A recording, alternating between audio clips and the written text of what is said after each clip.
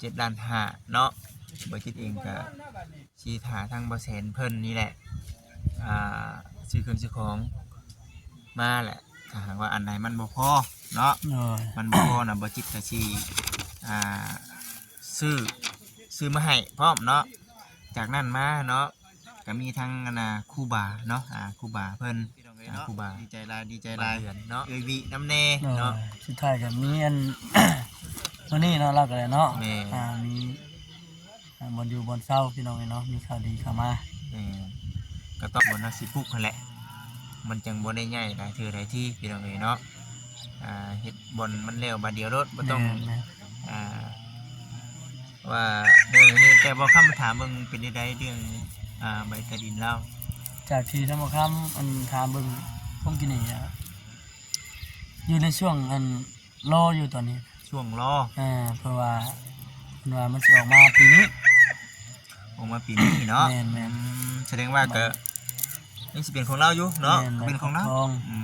ใบกบทองของเราชื่อของเราอันนี้นะเป็นดินของลูกของเต้าที่เขาเจ้าหาปลูกกระท่านนี่ด้วยค่ะเนี่ยปลูกกระท่านแท่นสีเนี่ยปลูกเอาปุ๊บเอามาเต็มหน้าแม่ไปเช้านี้ได้ทานแล้วดิคนเฒ่าจังให้แม่คนพูดบ่เลือกเลยเล่าเลยตัวนี้บ่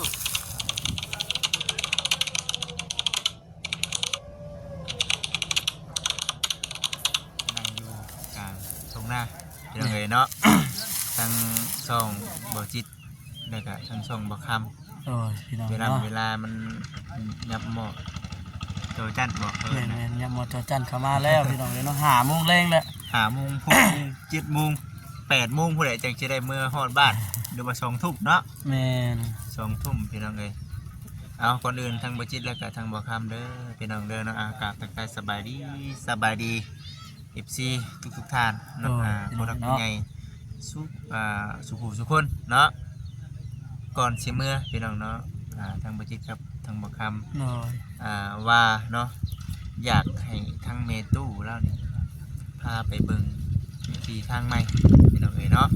ที่ทางของเราบ่แม่นที่ทางใหม่เนาะที่อันดินเราหั่นบ่แม่นที่ของเราเพราะว่าอันนี้น่ะมันเป็นพูดของทางลูกไผ่กับลูกชายเนาะเราสิมาปลุกเพิ่นทุกชานอยู่เลยเนี่ยบ่ได้อยู่ไกลๆพุ่นก็บ่ไกลปานใดหักรักไผผ้าพุ่นเนาะมื้อนี้เด้อพี่น้องเด้อเนาะทางบ่จิตเองเนาะก็สิมาแจ้งเนาะข่าวดีนะครับพ่อแม่พี่น้อง FC ได้เบิ่งได้ชมได้ก็ได้ฟังนำกันเนาะพอดีว่ามื้อนี้น่ะทางบ่แสนเพิ่นบอกว่ามีงบ 8,000 เนาะ8,000 บาทตอนนี้นะเพิ่นกำลังสั่งเสาเนาะ9 ต้น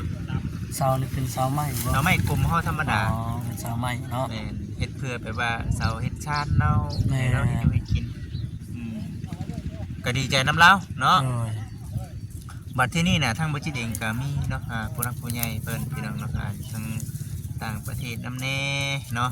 แล้วก็อยู่ทางบ้านเฮานำแน่พี่น้องเอ้ยเนาะเบิ่งบ่จิตจดชื่อไว้อยู่ได้ล่ะย่านว่าเฮาลืมบ่ชื่อบ่ชื่อหลายท่านว่าขอแนะนำเนาะมีทางเอื้อยพี่น้องเนาะเอื้อยเพิ่นอยู่ทางเมืองนาเนาะฝากเงินมาเนาะให้กับทางบ่จิตนี่จำนวนเงิน7,500,000เนาะ7,500,000น่ะมีเอื้อยวิเนาะเอื้อยไล่เอื้อยบานแล้วก็เอื้อยน้องเนาะอยู่ทางสหรัฐอเมริกา USA เนาะ7,500,000เนาะบ่จิตเองก็สิถาทางบ่แสนเพิ่นนี่แหละซื้อเครื่องซื้อของมาแหละถ้าหากว่าอันใดมันบ่พอเนาะมันบ่พอน่ะบ่จิตก็สิซื้อมาให้พร้อมเนาะจากนั้นมาเนาะก็มีทั้งครูบาเนาะครูบาเพิ่นครูบาเดือนเนาะครูบาเดือนเพิ่นอยู่วัดสุนันทาเพิ่นก็อยู่สวรรณเขตเฮานี่แหละเพิ่นฝากเงินมาให้บ่จิต2 ล้านเนาะ2 ล้านกิเนาะ7 ล้าน8 ล้าน9 ล้านพอดี10 ล้านเนาะ10 ล้าน เพราะว่าเงินของทางห้านขายรถเพิ่นก็เดืออยู่ประมาณ600,000นะประมาณ10ล้านปลายหน่อยๆเนี่ยเนาะพี่น้องเนาะแต่ว่าก็คือเว้าแน่แหละพี่น้องเนาะเพื่อเอาไปเฮามานำแน่ทั้งที่ก็เติมน้ำมันจักแสนจักใดพี่น้องเอ้ยเนาะก็สิแจ้งพ่อแม่พี่น้อง FC เพิ่มเติมอีกนะคือเว้าแน่แหละระยะทางมันถือว่าไกลพอสมควรอยู่ ทางก็ แม่น เรียกว่าเป็นกระลกกระเจ็กแน่นะพี่น้องเนาะเพื่อมาฮอด แม่นมีแต่ว่า จังไดก็ตามแต่เนาะก็สิเก็บรักษาเงินอยู่ในจำนวนนี้แหละ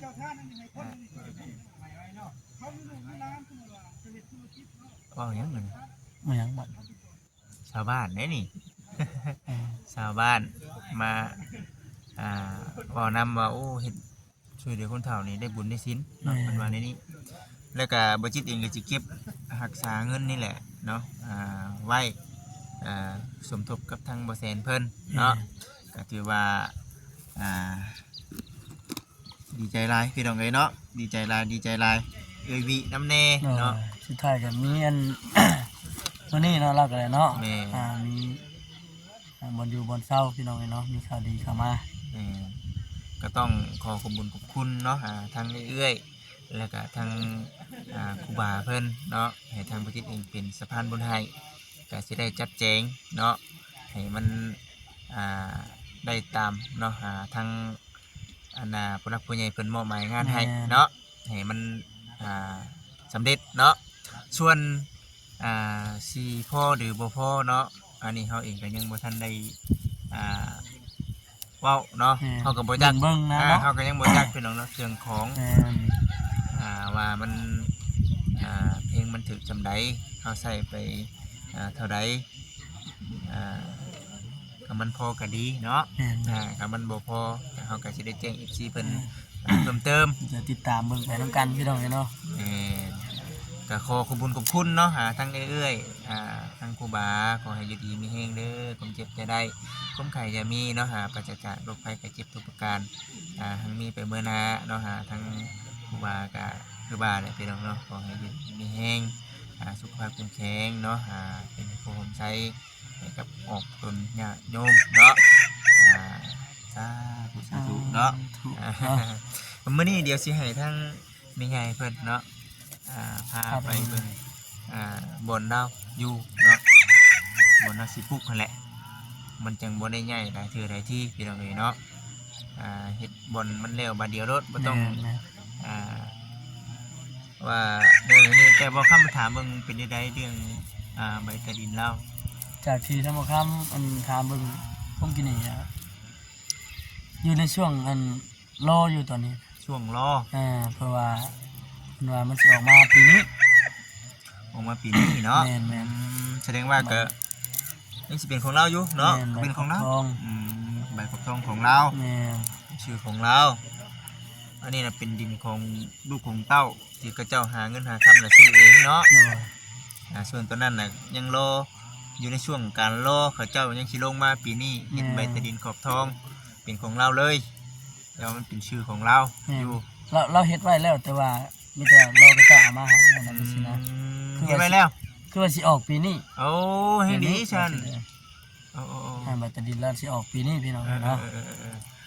สนอเดี๋ยวสีพาทั้งแม่ใหญ่เราพี่น้องเอ้ยเนาะให้ ไปรอไปเบิ่งเนาะ ไปเบิ่งไปไปเบิ่งเลย ไปเบิ่งน้ำกัน ไปเบิ่งน้ำกัน ดินดอนเราเป็นได้เนี่ยนะ โดยพี่น้องเอ้ย ไปติดตามเบิ่งติดตามตะเว้นกำลังอันลงเพียงปลายไม้พี่น้องเนาะไปเบิ่งน้ำกันก่อนเด้อพี่น้องจังไดก็ติดตามเบิ่งน้ำกัน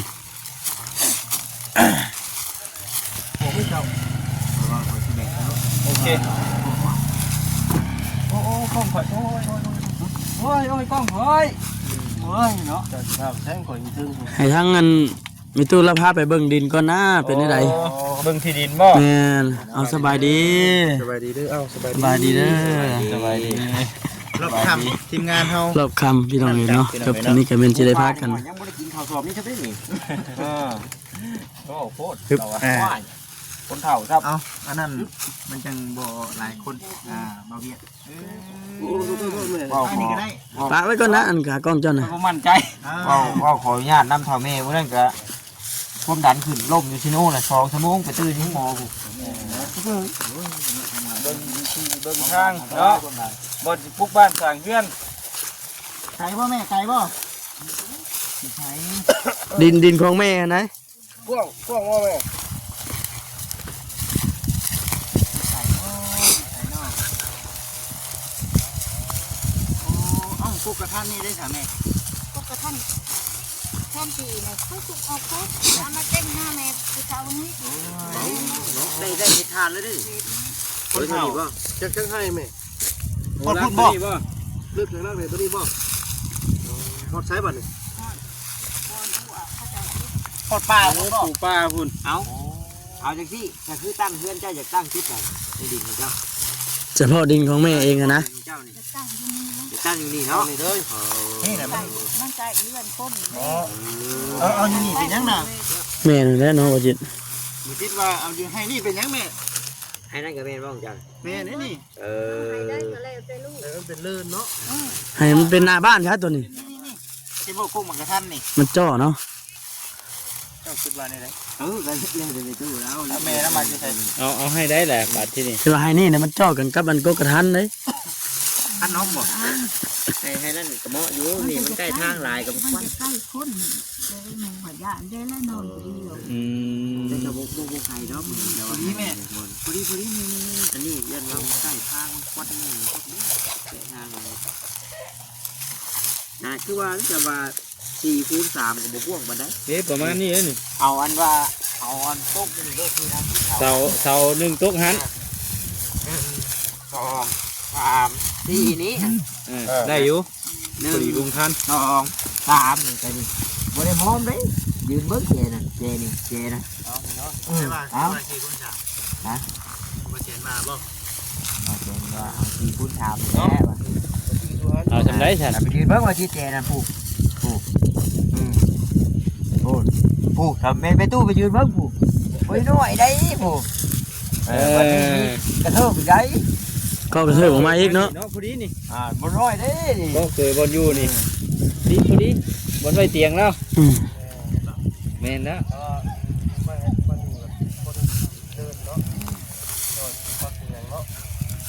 เนี่ยทั้งหลังบ้านก็ให้ปลูกเดือนอันพัก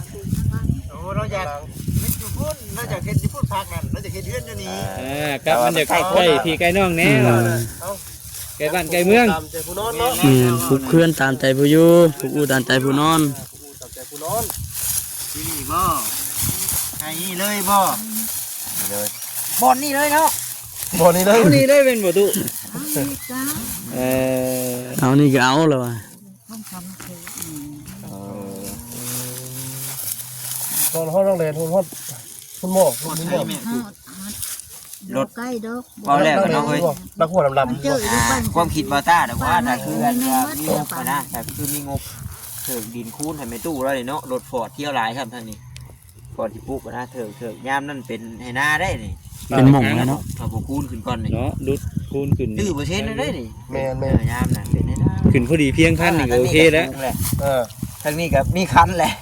เรียบร้อย เป็นไฮนาเลย เป็นให้หน้ามันต้อง อันนี้ก็เป็นไฮนาเนาะ แม่มันต้องดันขึ้นเนาะ พอดีเพียงขั้นนี่ก็โอเคแล้วนี่ ให้ตัวนี้มาให้มันสูงขึ้นสินะ แม่ เจ้าน แห แม่ ละ ความบ่ตาบ่จัก เนาะ เนาะ อลีตั้งได้อยู่ยามนี่แต่ว่ายามหน้านั่น ยามหน้ามันสิ เอ้ยมัน เป็นบวม บวม ต้องเถิกก่อนนะ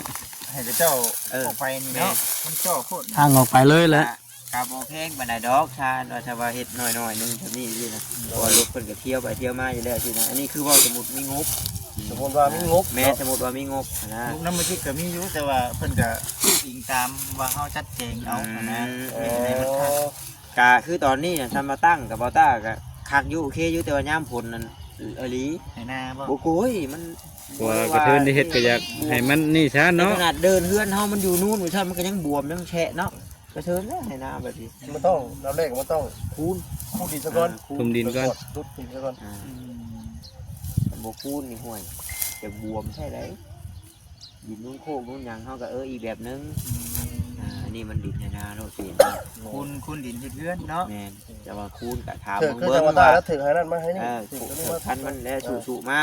เอาก็บอกเพิ่นเอากว้างเท่านั้นเท่านี้แล้วก็ตำมองให้แน่ได้บ่สิเพาะคือไป สุกๆแห่งไกลกว่านี้นะครับจัง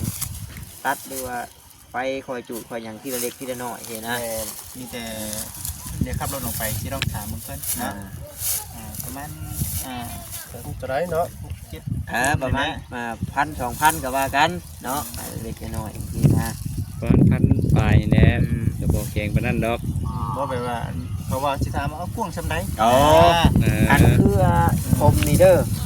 เพราะถ้าว่าสมมุติเพื่อน3คูณ4คือเว้ากัน ทา ได้ งละ5 เมตรซะ แม่นทางละ5โลด แม่นเพราะว่าเพิ่น กว้าง5กว้าง5ยาว5 เพราะว่าเพิ่นทางดอกพันธุ์ แม่น ปักไว้เพิ่นแล้วนะ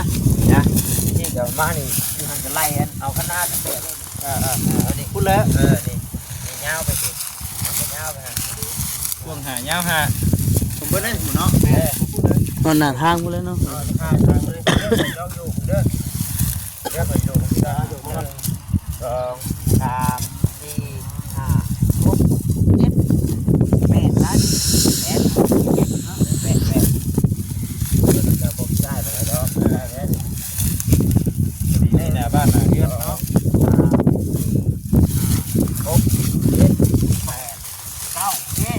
เดี๋ยวพอดีเชิงรักไปเลยฮะ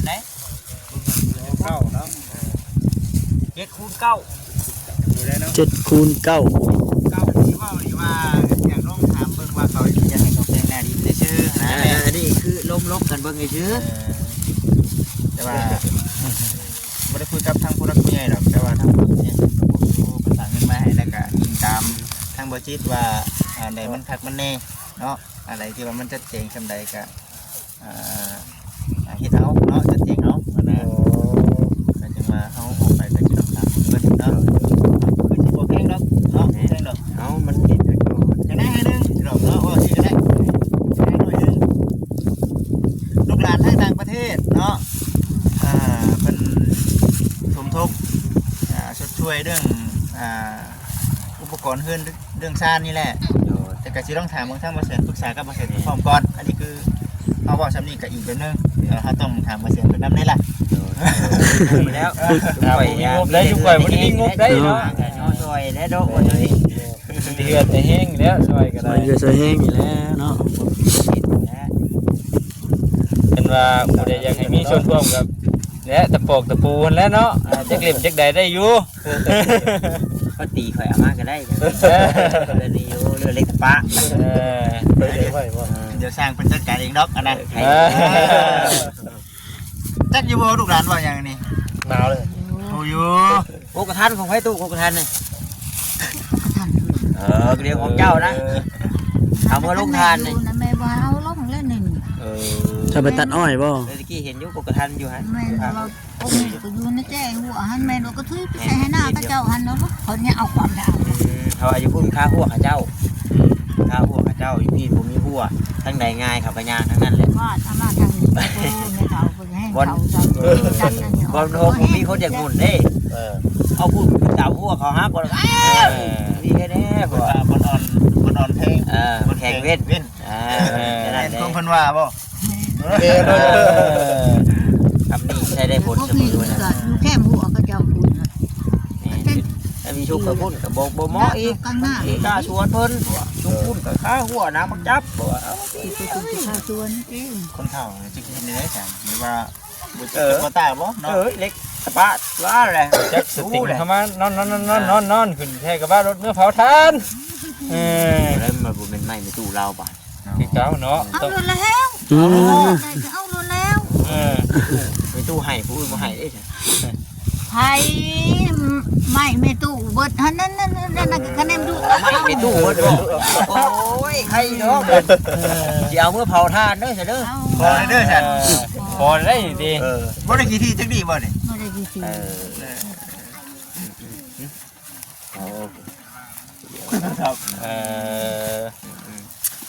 มีแต่นั่นแล้วซะเนาะแล้วก็บ่จิตกับบ่เซนก็ลองปรึกษากันเบิ่งว่าเป็นจังได๋พี่น้องเอ้ยเนาะมันสมมาประควรตุกลุกบอกดอกกันถึงต้องเป๊ะก็จังหวะเนาะนี่คือเว้าให้ฟังแต่ว่าจิตปาตา ตั้งจิตเช่นได้ยามนี่แต่ยามหน้านี่ยามฝนมันก็บ่ทน แนวในดินมันตามอยู่แล้วเป็นคู่อยู่แล้วเนาะเป็นไฮนาอยู่แล้วนะ นี่นะเนาะ พี่ก็คู่สิหุ่นกับคันคู่หุ่นกับคันคู่ คู่บ่ได้นะ ให้แม่ได้ขุดขีดินมาถมใช่เองได้อยู่บ่ โอ้ยมันก็เพื่อที่ดินเต็มอันนี้นั่นยันแม่ไปก่อน นั่นจ้างบ่ จ้างลูกจ้างหลานบ่ จ้างลูกจ้างหลานก็เพิ่นบ่มีเงิน ไอ้แค่ตกเป็ดตัวนั้นเป็ดบ่มีจับ เล็กก็บ่มี โอ้แล้วบาดนี้ หอยเดือนให้ มีบ่หอยเดือ ไม่เหลือก็บ่มี แล้ววายอกวายอกวายอก อ้าวเหลือก็ดีไปหาก็บ่เห็นงูก็บ้าก็ ก็ ตอน งูเห่าควาดบ่เฮ็ด เนาะ คือมันหนาวแท้เนาะ แม่ บัด แม่ นี้เนาะ หนาวเลยบัดนี้ ไปได้ปุ๊บปั๊บไปเพื่อนปุ๊บปั๊บเนาะ คือสิพบรู้ว่าเนาะ ไปแม่ตู้ อันนี้นะพ่อแม่ที่ตู้นี่ นี่เป็นแดนอันนี้นะแดนตัวแดน นี่มันดินหน้าของลูกผู้ชายบ่ ทรายกับลูกไผ่เนาะ เพื่อนหน้าบ่ได้จ้ะลูกเต้าสิชื่อเพื่อนนะเนาะ ท่านกระแดงแข็งแข็งขึ้นเลย แข่งพวกพวกกระทันกระเด้ง แข็ง โอ้ยแทนหมดเบิ่งนี่มันก็หมดกระทัด มันกระบดกันนักกว่าคันนะตู้เนาะ ไผหน้านี่ก็ว่าไผเองบ่นี่ ไปเอง คำแล้วเราเปิดเป็นอยู่บ่ พี่น้องเอ้ยเนาะ ต้องไปแล้วเรากดปักลงเบิ่งดู สิได้ ได้แล้ว ใช่บ่อ๋อตู้ มึงเราเป็นยังกว่าสิเมื่อน โอ้ยเอาไว้ขังซะก่อนได้ เออมันหนาวบ่ หนาว โอ้เอาขังบ่น่ะ เอาขังแล้วสิพา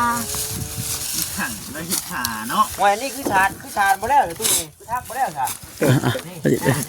แต่ละคนนะไปพี่น้องน้องมิเตอร์สิจบก่อนทำมาค้ำก็ได้ตะเวนก็เริ่มตามลงเลยพี่น้องเนาะมืดเขาแล้วเดี๋ยวสิพากันเดินทางกลับก่อนมื้อหน้ามื้อในก็ยังจะได้เดินทางมานี่เรื่อยอยู่พี่น้องเนาะสบายดี